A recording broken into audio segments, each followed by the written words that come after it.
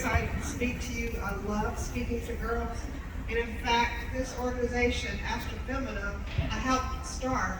And so we have 90 people, 90 women who go around the country speaking to girls like you about STEM. And so we encourage girls to think about science, technology, engineering, and math as a career someday, because sometimes, you might think you can't do it, or sometimes you think, well, maybe I don't even know what that is. And so we go around the country trying to explain how exciting STEM careers are and how much fun we have with STEM. And you've done that with your projects, right? You've had a lot of fun with your projects, and you've learned a lot. And because, as the mayor said, you can do anything you set out to do. That's what he was play a game on Daddy's phone.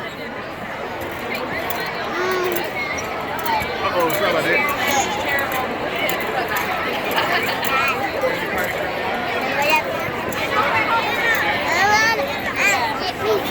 Hold on, Bria.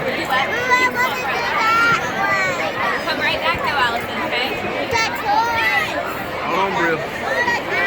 I'm missing the toys. Hey. Hey.